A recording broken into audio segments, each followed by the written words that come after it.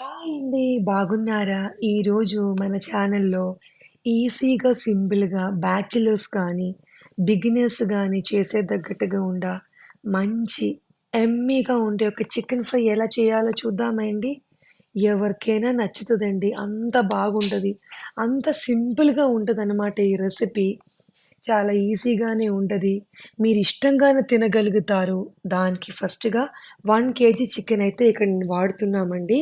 ఫస్ట్‌గా ఒక బాండీ పెడుతున్నామనమాట. ఇక్కడైతే నేను ఐరన్ కడాయి పెడుతున్నారు. మీ దగ్గర ఏమున్నాయో అది పెట్టేసుకొని, దానికి ఒక 3 టేబుల్ స్పూన్ దాకా ఆయిల్ ఏసేసుకొని, డైరెక్ట్‌గా నేనేం చేస్తున్నానంటే అండి, చికెన్ ముక్కలు ఇందులోకి ఏసేస్తున్నాననమాట.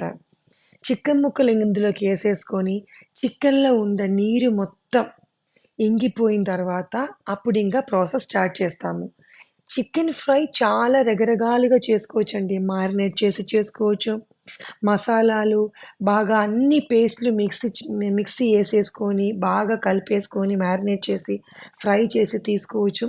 కానీ అందులో అన్నిటికంటే ఇది కొంచెం డిఫరెంట్‌గా మంచి టేస్ట్ అనమాట. చూడండి, మనం అందులో అసలు ఏమీ ఎయలేదు.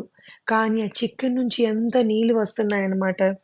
ఇలాగ చికెన్ ఆయిల్‌లోనే మంచిగా బాగా వేగుతూ ఉన్నప్పుడు, ఆ చికెన్‌లో ఏదైనా ఒక లైట్ స్మెల్ అలాగేదైనా ఉందైతే మొత్తం పోతదండి. ఇక్కడైతే నేను ఒక్క టీ స్పూన్ ఉప్పేసుకున్నాననమాట. ఉప్పేసుకొని బాగా కలుపుతున్నాము.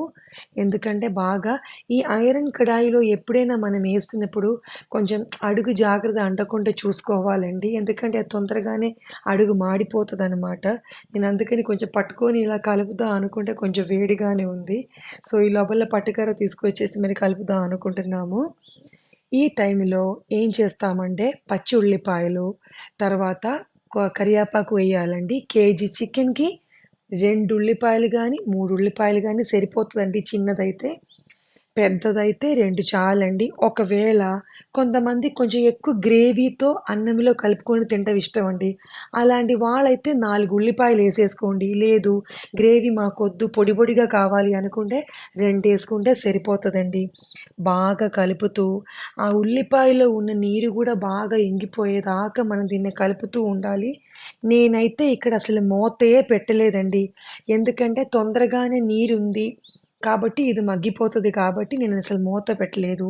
ఇప్పుడైతే సుమారుగా ఒక 1 ½ టేబుల్ స్పూన్ దాకా అల్లం, వెల్లుల్లిపాయ చక్కగా దంచి రోట్లోనే నూరేసి ఇందులో ఇప్పుడు కలుపుతున్నామండి. ఎప్పటికప్పుడు ఫ్రెష్‌గా అల్లం, వెల్లుల్లిపాయ కనుక రోట్లో నూరేసుకొని నాన్ వెజ్ కర్రీలో గానీ, ఏ కర్రీలో వాడినా కూడి దాని టేస్ట్ మట్టికి చాలా బాగుంటదండి. ఒక్కొక్కసారి ఏంటంటే మనం ఒకేసారి చేసుకొని పెట్టొచ్చు గానీ, ఇలాంటి టైంలో చాలా యమ్మీగా ఉంటదనమాట.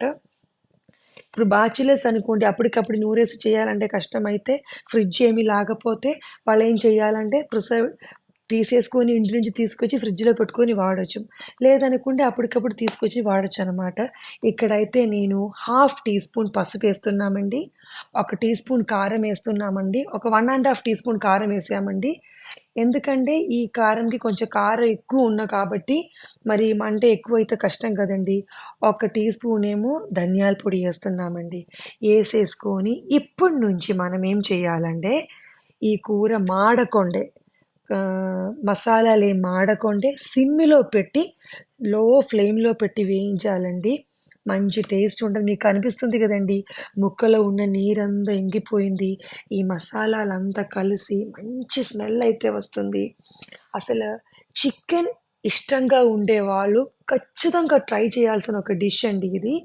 మీరిదొక్కసారి చేసుకొని తింటే మీరంటారు, అబ్బా! ఎంత బాగుందని. అంత యమ్మీగా ఉంటదనమాట. ఆల్రెడీ చికెన్‌లో ఉన్న నీరు అంతా మొత్తం పోయింది. మసాలాలన్నీ బాగా పట్టేసిందనమాట. మంచి డ్రైగా అవుతుందనమాట. ఎవరికైనా కొంచెం గుజ్జుగా కావాలంటే ఈ టైంలో తీసేసుకోవచ్చండి. నేనైతే ఇప్పుడు ఒక 3 పచ్చిమిరపకాయలు మొత్తంగా చీలలేదంటే కొద్దిగా చీలేసుకొని అందులో ఏస్తున్నామనమాట. అప్పుడు ఏమవుతదంటే అందులోకి పచ్చిమిరపకాయలోకున్న కారం అయితే ఎక్కువ దిగదు గానీ, ఈ మసాలా అన్నీ కలుపుతూ ఉన్నప్పుడు అన్నంతో పట్టి ఆ పచ్చిమిరపకాయలు నంచుకొని తినడానికి గూడా మంచి టేస్ట్‌గానే ఉండదండి. ఎందుకంటే మేమిలా తింటాం కాబట్టి మీకు అలా చెప్తున్నామనమాట.